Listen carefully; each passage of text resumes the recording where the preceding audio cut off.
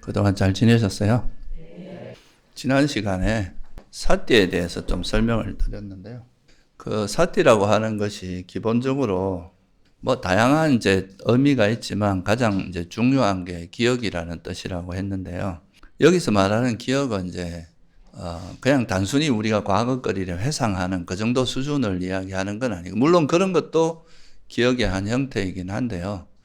거의 이제 오토매틱, 그러니까 자동화된, 그러니까 여러분들이 뭐 어떤 특정한 기술이나 정보 같은 게 이제 몸에 완전히 익어버리면 그냥 저절로 이렇게 나오는 거 있잖아요. 그죠? 그렇게 되는 정도로 강력하게 정착된, 그게 뭐 우리 이제 좀 과거에 어른 선생님들이 하신 말씀으로 하면 정득했다, 체득했다, 뭐 이런 말하고 같은 거예요. 완전히 이제 마음에 익혀져서 이건 되돌릴 수 없는 완전히 이제 정착된 그런 상태라고 보는데요. 그래서 이런 이제 수행을 통해서 그런 이제 우리가 특히나 불교에서 말하는 깨달음은 부처님께서 뭐라고 하셨냐면, 이 깨달음에 대해서 사람들이 이제 이해할 때 좀 너무 신비적으로 생각하는 경우가 많은데, 부처님의 깨달음의 과정을 보면은 부처님께서는 이제 그 진리를 깨달았다 이렇게 말씀을, 항상 그 부처님이 깨닫는 장면을 보면은 그 사성제란 진리를 깨달아서 번뇌가 소멸됐다 이렇게 이제 말씀하시는 것이 항상 나오잖아요. 그죠? 그러니까 결국은 그 깨달음이라는 게 뭐 되게 신비한 뭔가를 경험한다 이런 것보다는 뭐를 의미하겠어요?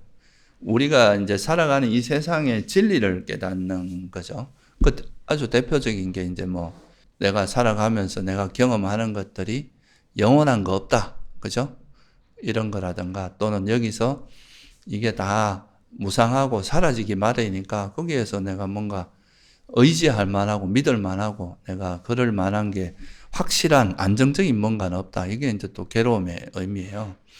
그리고 그렇기 때문에 여기 내 거라고 할 만한 것도 없다. 이런 게 이제 일종의 우리 세상의 본질에 대한 정확한 통찰인 거죠. 그런 걸, 그렇게 그게 이제 명확히 통찰되면 여러분들이 내가 이게 진짜 뜨거운 거고 이걸 먹으면 독약이라고 아는 사람은 절대로 안 먹을 거 아니에요. 그죠? 이게 독약인데 뭐가 하면 절대 먹지 않겠죠. 그러니까 이제 그런 거를 우리가 세상에 대한 진리를 명확히 깨달은 사람들은 어떤 것들에 대해서 이제 뭐 집착하거나 그거에 대해서 내 거라고 생각하거나 이걸 행복이라고 생각, 이런 게 일어날 수가 없다는, 그런 가래가 일어날 수 없으니까 그걸로 인해서 괴로움이 소멸되는 그런 이제 이야기죠.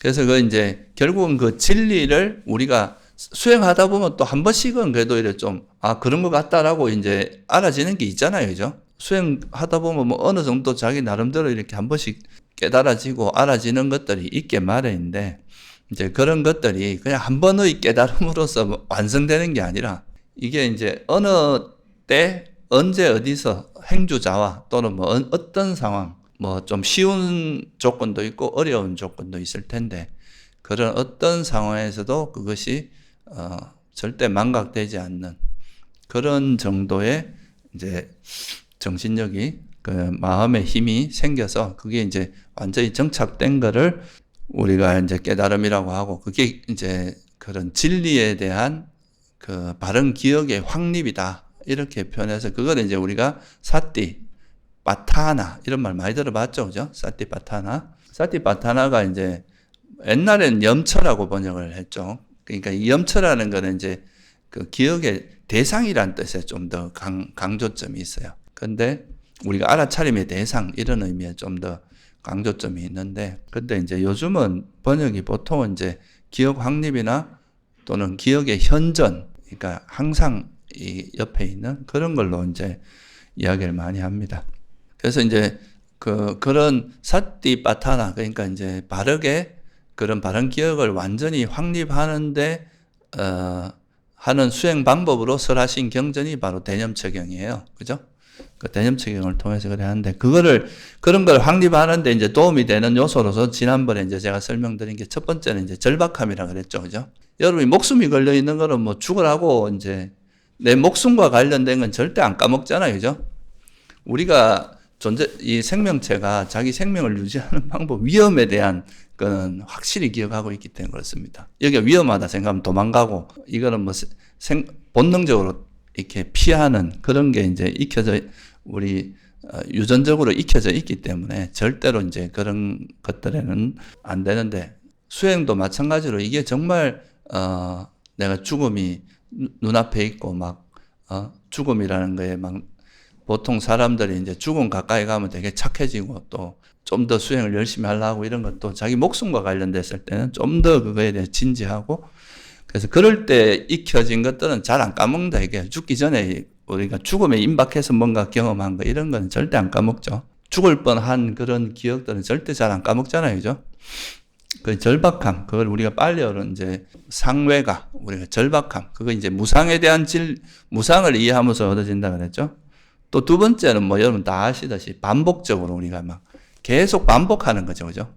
한 번 갖고 무조건 다지고 해서 넘어지면 또 일어나고 넘어지면 또 일어나고 해서 다시는 안 넘어지게 만드는 거예요. 우리가 웬만큼 수행해도 또 이제 우리가 보통 경계에서는 그래도 마음이 굳건하고 평온함을 유지하는데, 좀 센 경계들 있잖아요. 센 자극들. 그러니까 뭐 내가 애착이 많은 대상이라든가 또 상처가 있는 그런 대상을 만났을 때는 본능적으로 또 이렇게 마음이 움직인다는 거죠. 그래서 이거는 이제 끊임없이 다지고 해서 우리가 웬만한 상황에서는 흔들리지 않는 그런 마음을 길러야 되는데, 이거는 반복 노력하는 것밖에 없다. 행주자와 어느 때나 우리가 이제 수행을 이어가려고 노력하는 거죠. 그래서 이제 거듭 그러니까 빨리어로도 보면은 그 몸에서 몸을 관찰하며 머문다 할 때 이 관찰이라는 용어가 아누빠시라 그랬잖아요. 그죠? 이 아누빠시라는 게 아누란 말이 뭐 따라다니다, 언더라잉이라, 영어로 말하면 언더라잉이란 뜻이 있어요.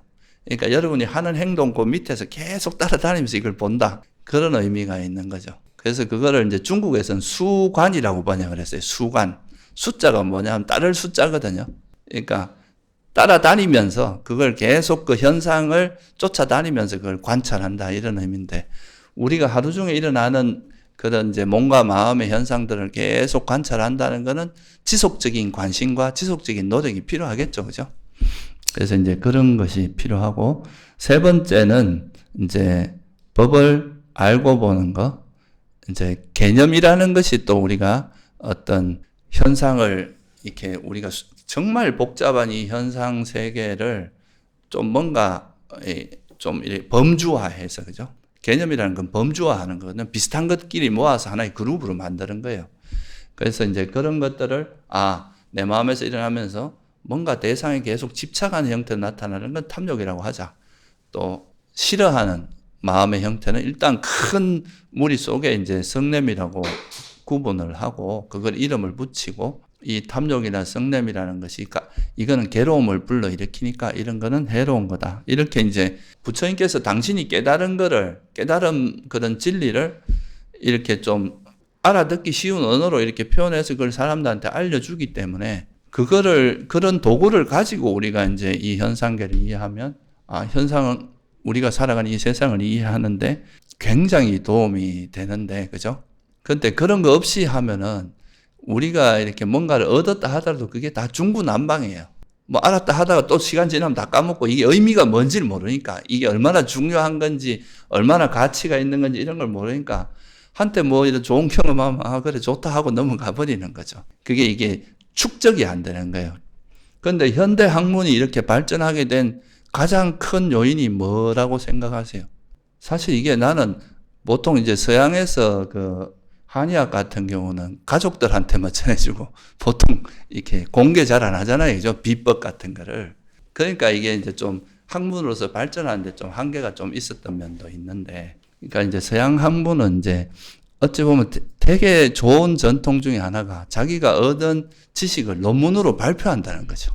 그걸 공유하는 거예요. 이게 일종의 법보시거든. 그런 자기가 평생 들여서 얻은 지식을 다 논문으로 공유한 다음에 그거를 이렇게 누구나 다 이렇게 볼 수 있게 해주니까, 그런 이제 이미 얻은 통찰을 기반으로 해서 그걸 습득한 다음에 그걸 기반으로 새로운 창작이 이루어질 수 있는 거잖아요. 그죠? 우리가 학교에서 배우는 것도 다 그렇게 배우는 건데, 그러니까 이제 부처님께서도 이런 이제 당신이 얻은 바를 언어로 해서 이렇게 법으로서 설했기 때문에 이게 공유가 되고요. 그거를 기반으로 해서 부처님께서 이제 말씀하신 거를 기반으로 익힌 다음에 그거를 어느 정도 이제 기본기를 착 익히고 나면 그 다음에 자기 나름대로의 색깔이 나오는 거죠. 우리가 바둑에서도 보면 이제 프로라고 하는 걸 어느 정도 된 프로라고 하냐면 그 소위 말 정석이 되게 많거든요, 바둑에. 그런 정석을 웬만큼 그 변화나 이런 거에 대해서 좀 웬만큼 터득하고 나면 그러면은 이제 어떤 큰 실수는 잘 안 하거든요. 그러니까 이제 그 정도 되면 프로의 반열에 들고 그러게 되는데 그런 것처럼 우리도 이제 부처님 가르침에 대해서 어느 정도 수행하는데 꼭 필요한 정도는 뭐 수행이 이론뿐만 아니라 수행을 해나가는 그런 노하우라든가 어떻게 자기 몸 관리하는 거, 자기 수행을 이끌어 나가는 방법, 뭐 수행의 테크닉적인 면, 이론적인 면 이런 걸 어느 정도 이렇게 익히고 나야 그 전문 수행자가 될 수 있는 거거든요. 그러니까 그런 거를 이제 해놓은 게 법이고 그 법은 언어로 표현된 건데 이 언어가 가지고 있는 힘이 어마어마합니다. 우리가 이제 보통은 보면 이제 수행할 때 언어가 가지고 있는 해악도 많잖아요. 그죠? 일단 언어로 표현이 되면 그걸 실체화하고 그걸로 이제 어떤 현상을 규정해버리고 이런 문제들이 좀 많죠. 우리가 아상이라고 하는 이런 게 대표적인 거잖아요. 나라는 언어가 생기면 실제 나가 있다고 생각하는 이런 게 이제 대표적인 그런 문제들인데 그거는 이제 좀 약간은 부정적인 모습이고 또 긍정적인 모습은 이런 언어가 없으면 우리가 사실 어떤 진리에 접근하기가 어렵습니다.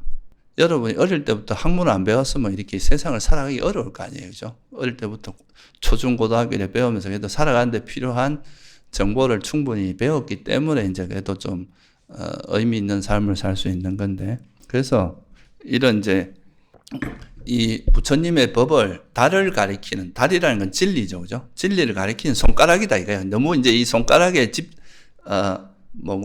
천착하고 손가락에 집착한 문제지만 이 손가락이 가리키고 있는 손가락을 이용해서 그 방향을 보면서 그 진리를 보는 데는 아주 유용한 이기도 하다 이거죠. 그래서 제가 이제 지난 시간에 이제 이런 어떤 절박함 그리고 또 이런 반복하는 거 그리고 이제 법을 알고 보는 과정 이거를 경전에서 뭐라고 하냐면 알고 보다 이런 말이 되게 자주 나옵니다. 여러분들 경을 보시면 나는 알고 보는 자다. 알고 보지 않고서는 이제 괴로움에서 벗어날 수 없다. 이런 말을 많이 하는데 결국 이런 게 뭐에 의지하는가 보면 우리가 이제 알아차림 수행을 하면서 알아차림을 하다 보면 우리가 이제 현재 이 순간에 일어나고 있는 현상에 대해서 이거는 탐욕이구나. 성냄이구나. 이거는 탐욕이 없는 마음, 성냄이 없는 마음이구나. 이런 걸 이제 그런 정보들이 계속 쌓일 거 아니에요. 그죠? 이거를 우리가 바른 쌈바자나라고 이야기합니다. 그러니까 우리가 바른 정보가 생기는 거죠. 올바른 정보가. 그러니까 법다운 그런 통찰이 생기는 거예요. 그러니까 이제 그런 게 생기다 보면 그게 기억이 되잖아요. 그죠? 우리가 그걸 잊지 않는 게 바른 기억이란 말이에요. 이런 바른 알물. 이런 게 생기면 우리가 이런 바른 기억이 많이 쌓이면은 우리가 어떤 상황을 볼 때 여러분들도 세상을 볼 때 이제 과거의 경험을 토대로 해서 현상을 볼 수밖에 없잖아요. 그죠? 우리가 살아온 경험에 의지할 수밖에 없어요. 그러니까 이제 부처님의 이런 가르침을 많이 배운 사람들은 어떤 걸 볼 때, 저거는 참 무상한 거라는 그 베이스에서 현상을 볼 수 있고, 그죠? 무아라는 베이스에서 또는 괴로움이라는 이런 베이스에서 이건 해롭다, 유익하다, 이런 베이스 속에서 이제 현상을 볼 수 있게 되는 이게 바른 기억이 자꾸 쌓이면 현상을 볼 때 지혜롭게 볼 수 있는 뭐가 생기겠어요? 힘이 생기겠죠. 그걸 우리가 요니소마나시 까라라고 이야기하는 겁니다. 여러분이 평소에 쌓인 지혜가 바른 기억이 많을수록 지혜롭게 볼 가능성이 어떻겠어요? 높아질 수밖에 없다 이거예요. 우리가 새 속에서도 올바른 어떤 분야에 대해서 그런 정보가 많고 그거에 대한 터득된 것들이 많으면 그 분야에서 되게 전문적으로 보통 사람과 다르게 접근하잖아요. 그죠? 그런 것처럼 우리가 이제 수행하는 사람도 그러니까 알아차림을 통해서 얻어진 정보를 우리가 이제 체계적으로 정리하는 과정이 안다고 하는 과정입니다. 이거는 그냥 우리가 알아진 거를 그냥 알았다 하고 지나가 버리면 이게 체계적으로 정리가, 왜 학문이 발전하면서 이게 이래 된 거는 체계화 시킨 거잖아요. 정보를, 그죠? 학문이라는 게 그런 거잖아요. 체계화 시키니까 이게 이제 아주 효율적으로 활용하게 되고, 이게 이제 인류가 행복하게 살고 좀 편하게 사는데 도움을 많이 준 거잖아요. 그러니까 체계화가 되지 않으면 그냥 흩어진 정보로 끝나버리는 거예요. 그래서 이거를 우리가 경험한 거를 부처님이 말씀하신 그 법에 맞게 이해해서 그걸 정리를 하는 과정. 그게 지난 시간에 제가 좀 설명드렸던, 이거는 뭐 탐욕이다 그러면 해롭다, 그리고 이건 무상고무하라는 이런 총체적인 통찰을 함으로써 그게 이제 진리에 대한 이해가 점점 깊어지는 과정인데요. 그래서 이제 우리가 알아차림을 통해서 현재 일어나는 몸과 마음의 현상을 계속 있는 그대로 알아차리고, 그거를 이제 법답게 정리해서 이해하는 과정, 이거를 이제 소위 말해서 택법각지, 우리가 칠각지에서 택법각지의 형태고, 조사, 반조 이렇게 되는 거죠. 이 바른 사유이기도 해요. 팔정도에서 말하는. 그래서 그걸 하다 보면 이제 좀 더 내가 경험한 게 어떤 단편적인 그런 경험이 아니라 좀 더 이제 뭐가 됩니까? 체계적인 이해로 쌓일 거 아니에요? 그게 이제 결국은 마지막에 뭐로 다 깔때기에 모든 물이 이렇게 하나로 모이듯이 뭐로 모인다 그랬어요? 사성제란 진리 속으로 다 모입니다, 이게. 그래서 이제 그렇게 되고 나면 이런 이제 바른 견해, 이거에 대한 바른 지혜가 점점 쌓일수록 견해가 확고해지니까 다음에 어떤 다시 현재를 알아차릴 때 내가 이 얻어진 이 통찰이 다시 작용하겠죠, 그죠? 그러면 이게 바른 삶에 대한 기억, 바른 기억, 이게 이제 잘 작용하면 지혜롭게 마음을 기울일 수 있고, 이게 요니소 마나시카라거든요. 그러면 또 현상을 지혜롭게 있는 걸 그냥 이제 있는 그대로 볼 수 있는 그런 힘이 되죠. 그러니까 바르게 볼 수 있게 되고, 또 바르게 본 것들이 쌓여서 바르게 알게 되고, 이게 이제 선순환의 과정을 거치는 걸 알고 보다라고 하는 거예요. 그죠? 이게 이제 좀 우리 수행으로 말하면 알아차림과 반조의 형태고, 이러면서 이제 지혜가 점점 이래 확립되어 가는 그 과정이 바로 법에 대한 알고 보다, 법을 알고 본다, 이런 이제 의미를 설한 거라고 지난번에 말씀을 드렸죠. 그죠? 그러니까 이게 이제 가장 기본적인 거. 여기서 한 걸음 더 나아가서 이제 이거는 좀 약간 세속적인 관점에서도 비슷하게 이해될 수 있는 부분이죠. 그런데 이제 불교의 또 가장 큰 특징 중에 하나가 이렇게 기억을 확립시키는 거에서 이렇게 하는 그것이 이제 기본이긴 한데, 여기서 이제 지난번에 제가 시간이 없어갖고 하다가 말았는데, 이걸 가장 효과적으로 할 수 있는 그 시스템으로 부처님께서 생각한 게 바로 뭡니까? 선정입니다. 삼매. 그러니까 이 삼매를 통해서 이제 우리가 어떤 진리에 대한 기억을 극적으로 이래 경험하게 만들어서 그게 이제 완전하게 기억이 확립되게 하는, 체득되게 하는 이런 시스템을 당신께서도 그렇게 하셨죠. 그죠? 당신도 보면 이제 수행을 통해서 사선을 얻은 다음에 그 사선을 통해서 이제 그 진리에 도달하는 그런 방식을 취했듯이, 그래서 오늘은 그거에 대해서 조금 부가적으로 설명드릴게요. 그래서 이 삼매를 닦는 건 첫째는 이제 이 알아차림과 반조가 제일 중요해요. 우리가 살아가는데, 수행하는데 기본은 현재 나한테 일어나는 몸과 마음, 내 몸이 어떤 상태고, 몸에서 어떤 행위를 하고 있는지, 그죠? 그리고 내 마음에서 어떤 현상이 일어나고 있는지, 이 몸과 마음을 계속 알아차리는 이것이 이제 기본, 이거를 법답게 정리하는, 이게 이제 기본적인 법을 의지해서 계속 이렇게 하는 건데, 첫 번째 이제 몸에 대한 어떤 행위, 이런 거하고 되게 관계에 있는 것 중에 하나가, 바로 이게 우리 언행, 말과 행동으로 드러날 때, 이게 그 말과 행동은 결국은 여러분의 뭐의 드러남이라고 볼 수 있겠습니까? 여러분 마음 상태가 겉으로 드러나는 게 말과 행동이거든요. 인간이 동물하고 이제 동물의 가장 큰 특징은 움직임, 운동이거든요. 운동. 그죠? 식물하고 다른 건 동물은 계속 움직이는 거예요. 계속 움직임이 있습니다. 그런 움직임이 이제 동물 같은 건 본능적인 걸로 주로 일어나지만, 인간은 사회적으로 모여 살고 같이 활동을 하다 보면 결국은 말과 행동으로 주로 드러나게 되죠. 그죠? 자기 어떤 마음 상태가 타인에게 하는 말이나 그 행동. 이렇게 하면 이제 내 안 좋은 감정을 드러내는 거고 되게 이래 좀 부드럽게 행동이 나올 수도 있고 그런 게 다 뭐를 의지하느냐 하면은 우리 마음을 의지하죠. 결국 우리 마음의 어떤 상태냐가 행동으로 드러납니다. 뭐 위기 상황이 되면은 바로 그냥 도망가는 현상으로 나타나고 뭐 이런 것들이 다 행동하고 관계 있어요. 그리고 또 역으로 말하면 이런 행동을 교정함으로써 마음이 교정될 수 있는 그런 것도 되게 많거든요. 그래서 이제 부처님께서도 그런 단순히 우리가 마음을 바꾸는 것도 있지만 마음이 의지하는 데 있어서 가장 큰 역할을 하는 게 뭐예요? 몸이잖아요. 그죠? 우리가 오감을 통해서 보통 생각들이 형성되는 거잖아요. 그죠?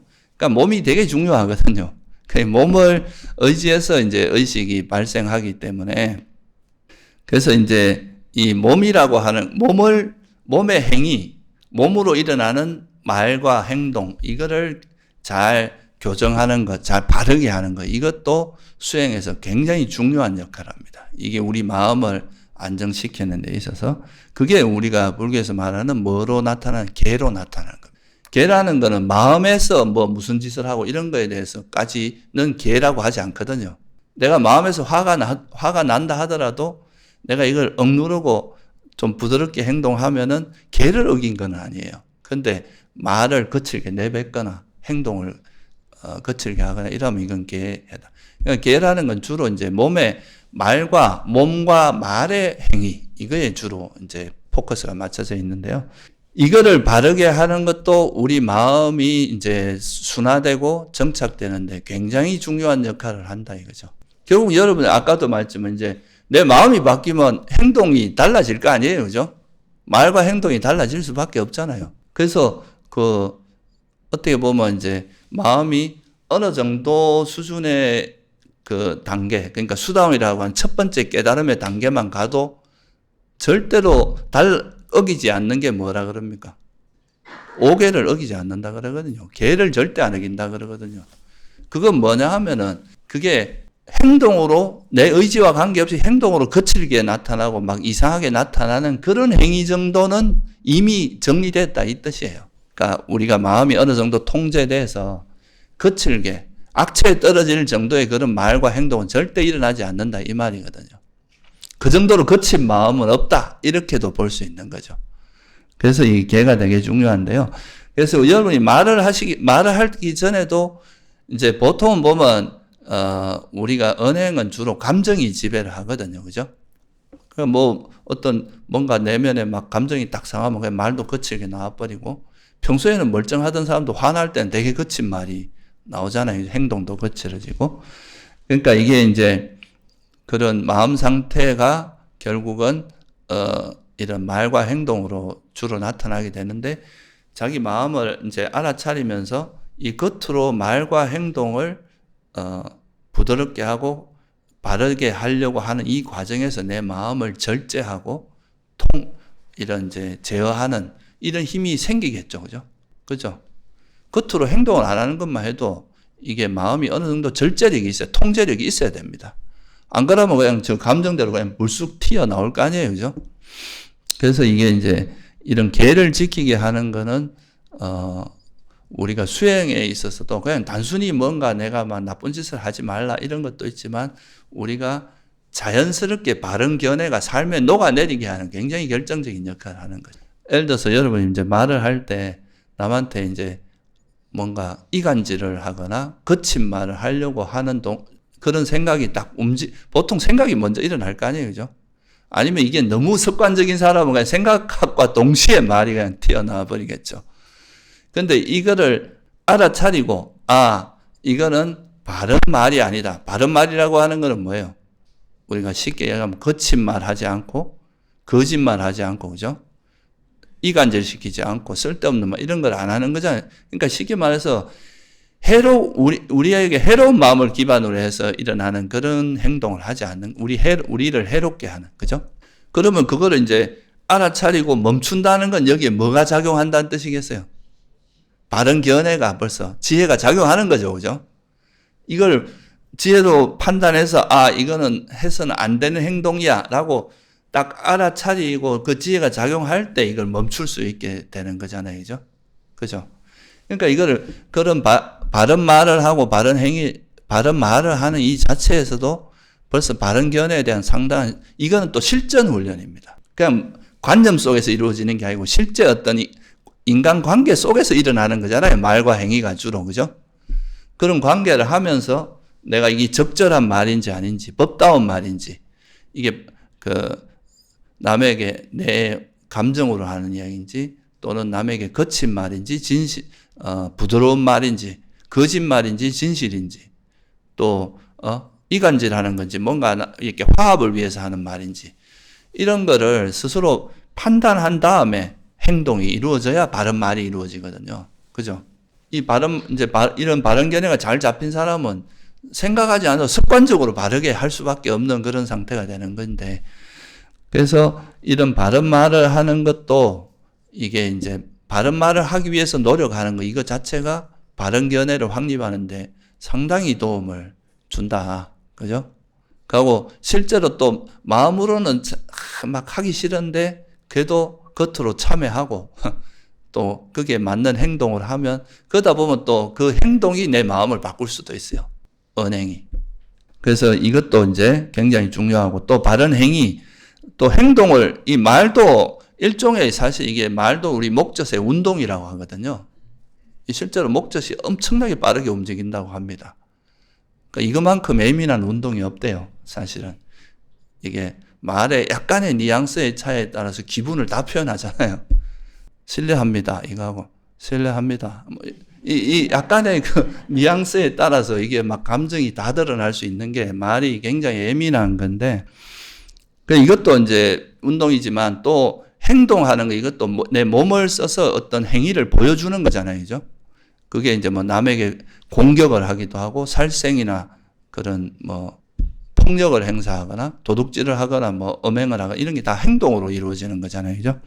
그런 것도 그 행위를 하기 전에 이 행동이 적절한 건지 아닌지, 내가 어떤 타인에게 무슨 행동을 할 때, 그죠? 또는 내 스스로 행동할 때 이 행동이 적합한지 안 한지, 이런 걸 항상 살펴서 그 행동을 한다는 것 자체가 이 행위의 기준에 계속 바른 견해가 개입되는 거잖아요. 그죠? 이게 옳은지 그른지, 선한지 불선한지, 이런 것 자체가 우리 수행에서 굉장히 중요한 역할을 해준다. 우리 행동에. 그리고 또 바른 생계 같은 경우도 이제 보통 이제 바른 행위를 하게 되면 이게 남에게 거친 행동, 이렇게 살생이나 막 폭력을 하려가도 이건 진짜 안 좋은 거야 하고 멈추게 되고, 오히려 이제 자유롭게 행동하고 이렇게 되겠죠. 그죠? 그리고 또 우리가 먹고 사는 문제 때문에 악행을 하는 것도 진짜 많거든요. 이 먹고 사는 게 제일 큰 건 이득이거든요. 이득. 그죠? 평소에 멀쩡한 사람이 자기 뭔가 약간 이득에 걸리면 굉장히 거칠어지고, 그거에 대해서 정말 너무 과하게 이제 예민해지고 이런 경우도 있을 수 있잖아요. 그죠? 그러니까 그런 자기가 살아가는데 이게 이득이 되나 안 되나, 내 생계에 도움이 되나 안 되나, 이런 거에서는 아주 민감합니다. 세상 살 때 집값, 이런 이제 집값이 오르내리고 이런 건 우리 삶하고 직접적인 내 이익과 재산과 관련있으니까 이런 건 굉장히 민감하잖아요. 자기한테 조금 이익이 되나 안 되나 이런 거. 그러니까 그러다 보니까 이제 이런 생계 관련해서 먹고 사는 문제는 살아있는 생명체에게 가장 중요한 겁니다. 어떻게 보면 이게 동물들도 자기 생존과 관련된 거에서 살아남는 방법으로 이제 행동하잖아요. 그죠? 그러니까 인간도 자기가 살아남는 거에서는 생존이라는 거는 자기 존재의 가장 중요한 문제인 거예요. 그러니까 이거에서는 바른 견해보다도 당장 먹고 살고 내가 살 수 있는 그거에 이제 하게 되기 때문에 이때 악행이 많이 일어나기 쉽습니다. 먹고 살기 위해서 나쁜 짓 하는 경우가 되게 많거든요. 먹고 살기가 힘드니까 도둑질을 한다거나, 그죠? 강도를 한다거나, 거짓말 한다거나, 사기를 친다거나, 이런 게, 심지어는 인신매매, 마약, 이런까지도, 왜냐면 그 마약 파는 이유가 뭐겠어요? 다른 거는 팔아봐야 10%도 안 남는데, 이거는 몇십 배가 남으니까. 그러니까 이거는 이제 돈을 쉽게 벌 수 있는 거니까, 이 행위가 타인에게 어떤 영향을 미치고 이런 거에 대한 고려보다는 내가 먹고 사는 여기에 이제 포커스가 맞춰지는 거죠. 그래서 이런 생계를 바르게 하는 거, 이것도 사실은 굉장히 어려운 일입니다.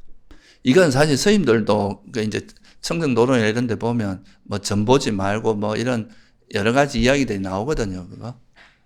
그게 왜냐? 그 생계를, 스님들이 생계를 하는 건 열심히 정진해서 그런 수행으로서 좋은 법을 들려주고 이런 걸 통해서 이제 생계를 이어가야 되는데 이런 세속적인 그런 방법을 쓰다 보면 이게 또 수행보다는 되게 그 먹고 사는 거에 치우쳐서 이익을 쫓아가는 이런 게 될 수 있거든요.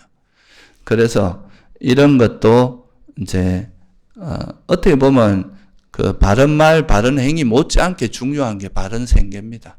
그러니까 우리가 살아가는 목숨을 유지하고 살아가더라도 조금 어렵더라도 그러니까 나중에 두고 보면 나한테 손해가 될 만한 그런 행위를 하지 않고 바른 견해에 맞게 그러니까 이제 뭐 남에게 해를 끼치면서 내 이익을 취하고 남을 짓밟으면서 내 이익을 취하고 이런 짓은 절대 하지 말라. 그거죠, 그죠? 그게 이제 바른 생계입니다. 그래서 이런 우리가 팔정도에서 바른 말, 바른 행위, 바른 생계 이것도 결국은 왜 부처님께서 했냐면 이런 거를 지켜나가는 과정을 통해서 우리가 바른 견해가 우리 삶에 녹아나게 됩니다. 그죠? 제일 현실적인 거잖아요. 이런 게 다. 말할 때 어떻게 하느냐, 행동할 때 어떻게 하느냐, 내 생계, 먹고 사는 문제를 어떻게 해나갈 거냐. 이런 게 가장 현실적인 문제니까. 그래서 이런 것들이 이제 우리가 삶에 이제 바른 견해가 녹아서 어떤 말과 행동을 하거나 생계를 이어갈 때 적어도 바른 견해에 어긋나는 행위는 절대 하지 않는 그런 상태가 되면 그 정도 확립되면은 수다원이다 하는 거죠. 그 쉬운 게 아니라는 거예요. 그러니까 결국은 우리가 어떤 실제 그 삶, 그만큼 우리가 수행을 통해서 많은 경험이 쌓이고 지혜가 생기면 일상의 언행부터 달라진다 이 말이에요. 그게 변화가 물론 이제 금방 일어나진 않지만 서서히 변화가 일어나서 언젠가는 그렇게 적어도 악체에 떨어질 정도의 그런 거친 행동은 절대 일어나지 않는다 이거죠. 그죠? 그래서 이것도 우리가 계를 잘 지키는 것도 바른 기억을 확립하는데 아주 중요한 부분이다 이거예요. 그래서 이건 덤으로 좀 설명을 드리고 그리고 그 다음에 이제 가장 고차원적인 방법이 이거는 이제 어떤 물론 이제 현상을 거듭거듭 노력하면서 이렇게 하는 것때 이게 어느 정도 이제 선정을 통해서 거친 마음을 싹 걷어내고 선정에 들기 위해서는 바른 선한 마음이 많이 일어나야 되거든요. 한순간에도 해로운 불선한 마음이 일어나면 선정이 될 수가 없어요. 결국은 이제 우리가 일상 속에서 알아차림을 통해서 계속 해로운 마음을 내려놓고 선한 마음을 이렇게 개발하고 하다 보면 그러니까 이제 그런 노력을 기울이다 보면 나중에는 이제 우리 마음에서 이제 선한 마음만 쭉 지속되는 상태가 조금씩 길어지기 시작하는 거죠. 특히 이제 일상에서도 그렇고 이제 걸을 때도 그렇고 특히 이제 좌선 상태에서는 이런 이제 좀 다른 외부 자극이 최소화된 상태니까 호흡이나 이런 이제 하나의 대상에만 마음을 두고 있으면서 이제 딴 생각이 일어나면 이게 이제 어떤 장애인지 알고 놓고 하다 보면 나중에 이게 이 장애가 안 일어나거든요. 그러면서 숨만 알아차리면서 쭉 이어지는데 이거는 일상에서는 잘 경험하기 힘든 선한 마음만 쭉 이어지고 있는 그런 되게 이게 특이한 마음 상태거든요. 우리 외부 자극이 없으니까 이게 좀 가능한 것도 있거든요. 그래서 이런 게 쭉 이어지다가 이걸 이제 선정을 닦는 과정에서 이미 어떤 일들이 벌어져 아까 앞에서 말씀드린 그런 게 다 총체적으로 이렇게 결합해서 그러니까 이제 일상에서 알아차림과 반조를 통해서 우리가 계속 바른 견해를 확립해 가고 바른 견해를 확립한다는 게 해로운 걸 버리고 유익한 마음을 개발하는 상태잖아요. 그죠? 계를 지키면서도 그렇게 되고 이러다 보면 이런 노력이 쭉 이어지다 보면 이제 바른 기억이 점점 강해지면서 바른 기억이 강해진다는 건 지혜가 강해진다는 거거든요. 바른 기억이라는 게 결국 지혜를 잃지 않는 거니까. 그러면 이제 일상 속에서 해로운 마음이 일어나는 시간이 점점 어떻게 되겠습니까? 점점 줄어듭니다. 그리고 선한 마음이 이어지는 시간이 점점 더 확장되어 가겠죠. 그죠? 그러면 결국 이거를 좀 더 다른 말로 하면 뭐냐 하면 우리가 어떤 대상을 만났을 때 보기 싫은 거 보면 그냥 짜증나니까 감정적으로 저건 나 꼴보기 싫고 화난다 이렇게 화를 내거나 또 내가 좋아하는 게 있으면 좋다고 달라붙어갖고 하는 이런 어떤 회로 이렇게 반응하던 길이 있었을 거 아니에요. 그죠? 우리 마음의 길이. 근데 이런 쪽으로 이런 게 일어날 때는 이걸 자꾸 놓아버리고 이제 좋은 게 나타나든 싫은 게 나타나든 거기에 동요되지 않으면서 좀 평온하게 이걸 유지하는 거죠. 여기에 끄달리지 않는 그냥 있는 그대로 그냥 일어나는 그대로 그걸 받아들이고 수용하고 좋든 싫든 그대로 이해하고 수용하면서 그냥 거기서 내 마음을 정화해 나가는 그런 방식으로 반응하는 반응 형태가 새로운 길이 나는 거예요. 그죠? 그러니까 과거의 길과 다른 새로운 길이 만들어지는 겁니다. 그러면 이게 소위 말해 팔정도의 길이에요. 그러니까 우리가 이제 부처님이 말씀하신 그런 마음의 길이 생기는데 이게 우리는 탐욕과 성냄으로 살아오던 게 너무 익숙하니까 이쪽은 저절로 이루어지잖아요. 별로 신경 안 써도 자동으로 이루어지는데 이 길을 바꾸고 이 물줄기를 바꾸고 새로운 길을 내려고 하면 힘이 들겠습니까? 안 들겠습니까? 애를 쓰고 힘이 들 수밖에 없어요. 가는 과정이 조금씩 막 힘든 거죠. 새로운 길을 만들어낼 때. 근데 이게 이제 선한 마음이 자꾸 많아지고 한다는 거는 나중에 되면 어떻게 되느냐 하면 그러니까 새로운 길이 더 쉬워지는 단계가 오겠죠. 이게 이제 과거에 막 집착하고 화내는 이런 거는 이제 좀 오히려 더 그런 마음이 일어날 때마다 오히려 내가 불편해지고 그러니까 평온하게 있는 그런 마음 상태의 삶이 훨씬 자연스럽고 편해지는 상태가 이런 게 이래 쌓이다 보면 어느 순간에는 그죠? 이제 숨을 알아차는데 다른 생각들도 잡다한 생각들도 다 가라앉고 생각이 점점 단순해지는 거예요. 쓸데없는 것들이 걷어지고 그러면서 의식이 아주 또렷하면서 깨어있는 그런 상태로 가는 그거의 극한 상황이 뭐냐면 선정입니다. 이 선정이라는 상태는 일상에서 경험하기 힘든 굉장히 특별한 마음 상태예요. 그래서 보통 보면은 이제 불교학을 하고 이런 분들도 이게 이런 지혜나 이런 논리적으로 추론 가능한 부분에 대해서는 굉장히 이렇게 좀 그래도 뭐 수행 안 한 사람 못지않게 이렇게 되게 비슷한 말씀을 할 수 있는데 이런 선정에 관련된 부분에 들어가면 전혀 이상한 전혀 엉뚱한 쪽으로 가는 경우가 되게 많거든요. 이거는 경험해보지 않으면 알 수 없는 마음의 영역이라서 그래요. 왜냐하면 일상에서 경험하는 그런 형태가 아니거든요. 그러니까 이게 보면은 어떤 상태가 되는지는 보면은 우리가 어떤 이제 우리가 평소에는 항상 우리 의식은 어떻습니까? 새로운 자극, 외부의 대상의 자극이 들어오면 그걸 처리하고 이게 항상 일어나잖아요. 그죠? 지혜가 있다 해도 처리하는 방식이 좀 달라진 거지. 이걸 계속 처리하는 그 과정은 똑같잖아요. 그죠? 그냥 옛날에는 이제 욕망을 기반해서 처리하던 게 지혜로 처리하는 이게 달라진 거잖아요. 그죠? 자극을 이렇게 처리하는 과정은 비슷한데 이 선정은 그런 외부 자극에 대한 그거를 일시적으로 확 멈춰버린 상태가 되는 거거든요. 어떤 자극도 없이 그냥 우리가 호흡 수행이라 그러면 이제 이런 호흡을 통해서 생긴 리미터 이거 하나만 알고 다른 자극은 일시적으로 완전히 멈춘 상태가 되는 거예요. 그러니까 이때 소위 말해서 여러분들이 마음이라는 게 마음이 또는 의식이 어떻다는 걸 이때 되게 분명하게 경험합니다. 왜냐면 막 생각이 움직일 때는 이게 뭔지 잘 모르는데 의식이 하나로만 완전히 깨어있는 상태가 되면 의식 자체가 이전과는 굉장히 다른 파워가 생기고 그죠? 여러분 그렇잖아요. 정신이 진짜 맑을 때 공부해보면 학습 효과가 어떻습니까?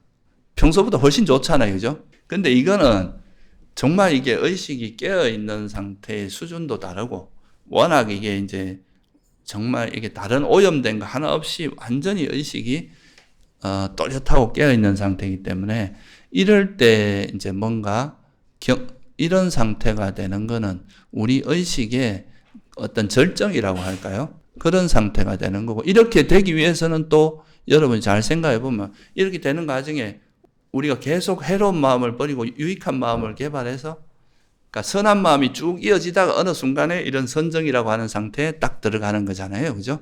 그죠? 그러면 이 선정에 들어가는 것 자체가 벌써 선한 마음이 어느 정도 선한 마음에 대한 기억 확립이 어느 정도 어떻게 됐다고 봐야 되겠어요?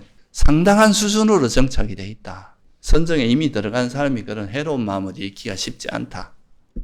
왜냐하면 그 가는 과정에서 이미 해로운 길을 이렇게 말라버리게 하고 유익한 마음이 이루어지는 길로 이렇게 한 거니까 그게 이미 거기서 그래서 이게 바른 삼매를 강조하는 이유입니다.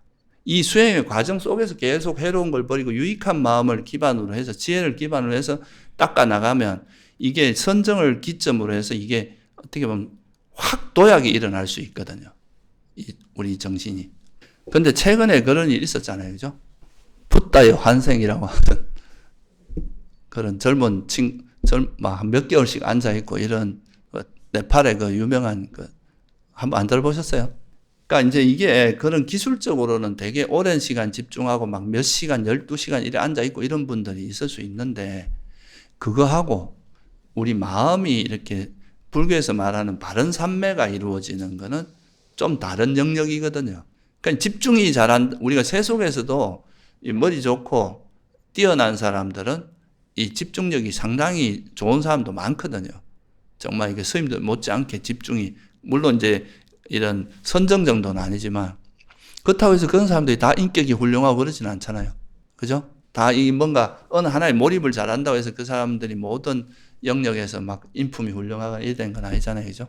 근데 불교에서 말하는 선정은 닦는 과정에서 이미 우리가 해로운 마음들, 거친 말, 언행도 정화시키고 마음도 정화시키고 이렇게 해서 이제 해로운 마음들을 버리고 나서 선한 마음으로 딱 이렇게 정착이 된 상태에서 들어가는 게 바른 삼매이기 때문에 이 바른 삼매는 그만큼 중요한 겁니다. 그냥 단순히 어떤 집중 상태만 만드는 게 중요한 게 아니라 이거를 만들어가는 절차, 과정이 되게 중요해요. 그래서 그런 절차에 의해서 어떤 단계를 거쳐서 딱 이런 상태가 형성되고 나면 그거는 이 선한 마음의 상태가 잘 안 없어지는 거죠. 완전히 정착되고 기억이 되어 있기 때문에. 그래서 이렇게 어떻게 그 과정 하나하나를 다 그거 하지 않지만 이렇게 해서 만들어진 이런 마음 상태는 정말로 이게 확실하게 기억이 됩니다. 절대로 잘 안 잊어버려져요. 그러고 우리가 선정이란 마음 상태는 아까도 말했지만 다양한 정보가 들어왔다가 또 처리되는 게 아니라 하나의 대상에 대한 정보만 계속 돌리고 있는 상태잖아요. 그죠? 니미따만 아는 그 상태가 그냥 1시간, 2시간, 3시간, 몇 시간 이어지고 있는 상태니까 이 마음 상태에 대해서 확실한 감이 생기겠죠. 그죠? 그게 기억이 완전히 확립됩니다. 완전히 새로운 경험이기 때문에 이런 상태가 되는데 여기서 이제 다 했다고 그냥 이제 좋은 경험해서 하고 넘어가면 또 이게 시간 지나면 약간 새롭게 경험하니까 희미해질 수 있잖아요. 그죠? 그래서 이거를 이 새로운 경험을 이 가는 과정이나 이 들었을 때 이 마음 상태를 확실하게 이제 정착시켜서 반복해서 이걸 다시는 잊어버리지 않도록 하는 과정이 바로 뭐냐면 선의 자유자재라고 들어봤어요. 선정의 자유자재라는 게 있어요. 그게 뭐냐면 선정에 들어가는 시간을 1시간 했다, 2시간, 3시간 이렇게 자유롭게 1시간도 들어가보고 2시간, 3시간이 가능하면 길게 들어가고 또 최대한 빨리 들어갔다가 빨리 나오는 거. 이런 거를 계속 훈련을 합니다. 그래야 이게 이제 그 선정에 들어가는 그 과정이 확실하게 기억이 되는, 다시나 잊어버리지 않는 그 과정에 대한 그걸 확실하게 정착되게 되는 거죠. 이게 바로 이제 안구따르니까에 보면 소경이라고 있어요. 소가 처음에 어떤 길을 갔는데 그 가니까 너무 물도 많고 풀도 많고 좋은 거예요. 그래갖고 좋다 하고 시커멓고 돌아왔어요. 근데 다시 가려면 어떻게 되겠습니까? 그게 못 찾겠는 거야. 그러니까 이제 그런 길을 갔으면 그 다음에 그 길을 계속 몇 번 왔다 갔다 하고 요렇게도 가보고 저렇게도 가보고 하면서 그 길을 철저히 알고 나면 어떻게 되겠어요? 다시는 안 까먹겠죠. 그죠? 그렇게 해서 초선을 충분히 익힌 다음에 이선으로 가라 이 말이에요. 아직 그거 제대로 익히지도 않은 상태에서 또 새로운 길을 찾아가면 까먹을 수 있으니까. 그래서 이제 이런 선정에 대한 감각을 처음에 초선에 들어가면 초선에서 좀 오래 머물면서 그 감각을 충분히 익힌 다음에 다시 2선으로 가고 2선에서 충분히 익힌 다음에 3선으로 가고 이렇게 가는 게 좋다. 또 그렇게 함으로써 이제 여러분이 이제 이런 호흡이라고 하는 이 분위기만 딱 들어가면 여기서부터 이 선정에 들어가는 이 마음의 길이 우리 마음에 완전히 확립이 돼버리는 거예요. 그래서 나중에 이제 선정에 익숙한 사람은 자기가 마음만 딱 기울이면 바로 선정에 들어가는 그런 감각이 익혀지는 겁니다. 이거는 그러니까 어떻게 보면 고수들은, 운동에도 고수들은 보면 어때요? 우리는 되게 어렵게 하는데 그냥 그 짧은 순간에 판단해서, 그죠? 그 주변 상황이, 보통 사람 같으면 허우적대고 이러는데 그 짧은 순간에 주변을 다 쳐다보면서 빈자리를 찾아서 이렇게 슛을 넣거나 그 어려운 기술을 해내잖아요. 그죠? 그런 거는 그만큼 그쪽으로 이제 훈련이 많이 되고 그거에 완전히 정착돼서 그런 건데, 이 수행도 일종의 마음이 그런 이제 그렇게 그런 길을 찾아서 확립시키는 과정입니다. 이것도 그래서 선정에 한 번 더 갔다고 해서 다 되는 게 아니라 선정에 들어간 다음에 그 똑같은 선정을 계속 반복하면서 그 길을 확실히 익혀야 됩니다. 무의식적으로 그냥 감각적으로 들어갈 수 있게. 이런 거를 이제 이게 이제 그러니까 어떻게 보면 기억을 확립하는 되게 중요한 과정이고, 그렇게 하면 우리 마음이 보세요. 아까 말씀드렸듯이 우리가 세속에서는 그렇게 정말 아무것도 없는 상태로 정말 완벽하게 깨끗한 의식 상태가 그렇게 1시간, 2시간, 3시간 이래 지속되는 경험을 할 수 있습니까? 길어봐야 잠깐이고, 그죠? 근데 이건 선정 상태는 막 길면은 최대, 부처님 같은 분 최대 일주일을 들 수 있단 말이에요, 이 상태. 그러니까 아마도 이런 이제 우리 그 생체 리듬이나 이런 것도 완전히 달라진다고 봐야 됩니다. 그래서 그런 상태가 되니까 이 상태에서 딱 나오면 의식 자체가 달라요. 너무 깨끗한 거예요. 평소에 우리가 가지고 있는 티미하고 안개 낀 것 같은 이런 의식이 아니고 정말 맑고 깨끗하고 집중되고 흔들림 없는. 그래서 경전에 보면은 그거를 어떻게 표현하면 선정 후에 이런 마음 상태는 흔들림이 없고 첫째 청정하다고 이야기합니다. 너무 깨끗한 거예요, 마음이. 오염된 게 없고. 우리는 보통 평소에 내 마음을 이래 보면 이게 뭐 온갖 번뇌로 오염되어 있고, 그죠? 그런 경우가 많잖아요. 그러니까 또 뭐 흐리멍텅한 느낌도 들고, 뭔가 이래 또릿한 게 아니라 흐리멍텅하게 뭐 자다일 난 것 같고, 그죠? 안개 낀 것 같고. 그런데 여는 정말 청정하고 집중되고 이게 깨끗하면서도 아주 집중되어 있고, 그리고 이게 흔들림이 없어요. 어떤 외부 경계에 대해서 보통은 이제 좀 센 경계가 오면 거기서 마음이 흔들려 버리는데 이건 그런 게 없는 거예요. 너무 바위 덩어리가 같이 흔들림 없는 그런 마음 상태가 되는 거죠. 그래서 그런 상태에서 딱 나오면은 이제 부처님의 경우를 한번 보면은 부처님께서 사선에 이제 들어갔다. 보통 이제 초선만 해도 이제 깨달음 이런 데는 부족함이 없다고 경전에도 나옵니다. 근데 초선에 들어간 사람이 2선, 3선, 4선 가는 거는 그렇게 어렵지 않기 때문에 보통 이제 4선까지 선정을 닦게 되는데 그 훈련도 되고 선정을 익히는 과정도 되기 때문에. 근데 이제 부처님께서도 선정이 들어오고 나서 부처님은 어떻게 했느냐 하면 처음 딱 나와서 나라는 존재의 본질을 이때 관찰하는 거는 그냥 일반적으로 관찰하는 거하고는 차원이 다르게 명확히 관찰될 수 있는 거죠. 왜냐하면 우리 의식이 그렇게 깨끗하니까. 그래서 자기 나라는 존재의 본질을 나를 이렇게 선정이 들어있었을 때의 그 나를 들여다보니까 부처님은 이제 이 생만 보신 게 아니고 과거 전생도 다 보신 거예요. 그게 숙명통입니다.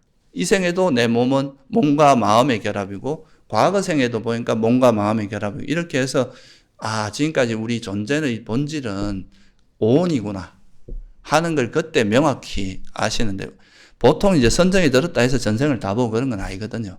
그래도 정확히 현재 선정에 들었던 내 마음 상태는 누구보다 명확히 볼 수 있어요. 그러면 이제 나오자마자 이 나라는 존재의 본질은 물질과 선정에 들었을 때의 내 몸과 마음 상태밖에 없구나 하는 거 이거를 명확히 볼 수 있게 되고요. 그 다음 부처님께서 숙명통 다음에 또 뭐를 했습니까? 천안통이 뭐예요? 어떤 조건에서 일어나는지, 그러니까 분명히 오온이 이래 변해가는데 이 과거의 오온이 어떻게 현재 오온으로 이어지는지 이걸 봤을 거 아니에요, 그죠? 과거의 오온이 현재 오온으로 이어지는 조건이 있을 거 아닙니까? 그게 이제 가래와 업 때문이다. 이런 거를 이제 통찰하신 거죠. 그와 마찬가지 우리도 이제 그런 전생을 보고 천안통 이런 것까지는 좀 신비적으로 보더라도 현재 내 몸 상태, 내가 선정에 들었을 때의 나라는 게 결국 이 선정을 이루고 있는 이 몸과 그때 이 니미따 이 마음 상태, 이거 두 개구나. 그리고 이거는 형성된 거라는 걸 알게 돼요. 그 조건을 관찰하면 이것도 결국은 접촉에서 일어나는 거고, 우리가 과거 이전에 이제 선정을 닦기 위해서 계속 해로운 걸 버리고 유익한 거를 개발하는 그런 노력의 결과로서 나타난 거잖아요. 그죠? 그럼 이것도 형성된 거다고 알면 이것이 이 내 몸과 마음이라는 게 정말 무상하구나. 무상하고 괴로움이 무하다는 게 이전에 그냥 우리가 수행하면서 얻었던 통찰과 비교했을 때 어떨 것 같아요? 훨씬 명확하겠죠. 그죠?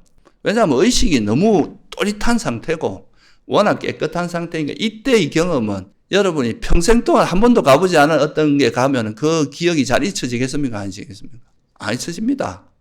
뭐 평생 처음 가본 사람이 어디 정말 히말라야 정상에 가서 그 장면을 한번 봤다. 그러면 그 기억이 영원히 갈 거 아니에요. 그죠? 그런 것처럼 이것도 이제 워낙 극적인 어떤 의식 세계에서 경험하는 거기 때문에 이때 이제 어떤 의식의, 그거는 이제 선정의 깊이나 지혜의 깊이에 비례하거든요.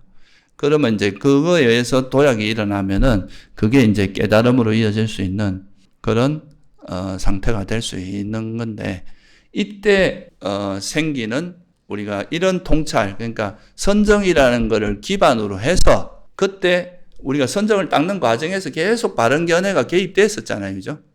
그리고 이제 선정에 들어간 다음에 나와서 이 내가 부처님이 말씀하신 것처럼 정말 나라고 하는 존재가 오온이고 물질과 정신일 뿐이고 이게 다 형성됐기 때문에 정말 이게 무상하고 나라고 할 만한 게 없구나. 정말 괴로움이구나. 이렇게 통찰하는 것이 이제 선정 후에 그게 정말 극적인 비약이 일어날 수도 있다 이 말이에요. 논리적으로도 이해가 좀 되시죠, 그죠? 그러니까 이제 이 선정이라고 하는 상태가 우리가 일일이 그런 걸 경험한다기보다 뭔가 수행 과정에서 계속 걷어내면서 우리 존재의 본 실상에 대해서 정말 단순하게 이제 볼 수 있게 만든 다음에 의식도 되게 명료하고 깨끗하게 하고 나라고 하는 존재의 모습도 선정에 들어간 그거는 정말 이렇게 우리 의식 세계 중에 가장 단순한 의식이거든요. 단순한 마음 상태거든요. 그러니까 이제 그때의 몸과 마음을 이제 이렇게 통찰하는 과정을 통해서 이때 생긴 지혜는 보통 우리가 일상적인 경험을 통해서 생긴 것보다는 훨씬 파워풀하고 그게 이제 한번 그런 지혜가 생기면 잘 망각되지 않기 때문에 이거에 대한 기억 확립이 확실하게 이루어질 수 있다. 그래서 이제 그게 깨달음으로 이르는 도약대가 될 수 있다. 이 선정이라고 하는 거. 그죠? 그래서 부처님께서는 이런 깨달음에 이르는 그 길에서 물론 이제 그냥 선정을 경험하지 않고도 뭐 수다원이나 이렇게 될 수 있는 가능성도 있지만 이 선정이라고 하는 것이 워낙 그 좋은 수단이었던 거죠. 이렇게 확 도약시키는데. 그래서 부처님께서도 옛날에 그 당신이 출가해서 처음 수행하시다가 뭐 외도에 가서 이제 외도의 삼매죠. 그죠? 그런 이제 무소유처나 비상비비상처. 이게 이제 불교에도 받아들였지만 이게 개념은 좀 달라졌다고 이해하셔야 돼요. 불교에서 말하는 건 바른 삼매의 개념으로 이렇게 이해를 한 거고. 그래서 그것도 해봤는데 이것도 그냥 그 현재 그 집중 상태에 머무르는 거에 불과하지 이게 번뇌의 소멸에 관계되는 게 아니라는 걸 이해하셨고 괴로움, 고행도 이게 아니라는 고행도 해봤지만 그게 아니라는 걸 이해하신다면 당신이 떠올린 게 뭐였어요? 선정. 어릴 때 당신이 경험했던 거죠. 어린 시절에 농경제 행사 때 홀로 경험했던 그 선정, 초선정을 떠올렸잖아요. 이게 바로 깨달음의 길이 될 수 있겠다. 그래서 그걸 이용해서 이제 이 존재의 진리를 깨닫는 아주 좋은 도구가 될 수 있겠구나 해서 그걸 통해서 이제 선정을 활용해서 아까 말씀드린 뭐 이제 숙명통이나 참 이건 부처님의 경우에 그렇게 하셨고 그렇게 안 돼도 이제 나란 존재가 물질과 정신이고 그게 형성된 거라는 걸 통찰함으로써 내 몸에 대한 애착, 오온에 대한 애착을 버리는 쪽으로 활용되는데 그런 거에 있어서 가장 유용한 수단 중에 하나가 지금 뭐라는 거예요? 이 선정이다. 바른 삼매다 이거예요. 이 바른 삼매는 단순히 이 선정 자체가 자체도 중요하지만 제가 아까 말씀드린 이 선정이 되는 과정이 중요하겠죠. 그죠? 그 과정에서 이미 우리가 수행에서 필요한 뭐 평소에 알아차림을 하고 또 계를 지키고 하는 그게 총체가 선정으로 이어지고, 그죠? 이 선정을 통해서 도약이 일어나는 게 이제 어떻게 보면 깨달음이다. 이렇게 볼 수 있겠죠. 그죠? 그래서 이게 이제 여러분들이 이게 그 부처님께서 설계해 놓은 이 팔정도의 내용을 보면요. 정말, 엄청난 그 통찰이 담겨져 있는 거다. 우리는 그냥 뭐 맨날 똑같이 외우니까 이 속에 숨어 있는 그 의미를 잘 모를 수도 있는데 사실 처음에 바른 견해하고 바른 사유 이게 알아차림과 반조의 그, 기반이 됩니다. 그리고 바른 말, 바른 행위, 이건 생계, 아까 말했듯이 이거는 이제 계를 잘 지키면서 우리가 바른 견해를 현실 속에서 연습하고 익히는 과정이라고 볼 수 있고. 그럼 이런 기본을 가지고 우리가 열심히 노력을 해야 될까요? 가만히 있다고 되는 게 아니니까 그걸 실천하는 게 바른 정진이죠. 그죠? 해로운 걸 버리고 유익한 거를 개발하기 위해서 열심히 노력하는 게 바른 정진이고, 그렇게 하다 보면, 바르게 정진하다 보면 해로운 길은 없어지고 유익한 마음 상태에 대한 기억이 확립될 거 아니에요. 그게 바른 기억이거든요. 그런 게 되면은 이게 절정에 이르면 어디로 간다는 거예요? 바른 삼매 선정으로 가게 되고, 이 선정을 기반으로 해서 바른 지혜, 깨달음의 지혜가 생기고 그게 이제 해탈로 이어지게 하는 이런 이제 처음에 이제 팔정도가 계속 이렇게 선순환을 하다가 이게 나중에 깨달음으로 이어지게 하는 그런 구조로 돼 있다.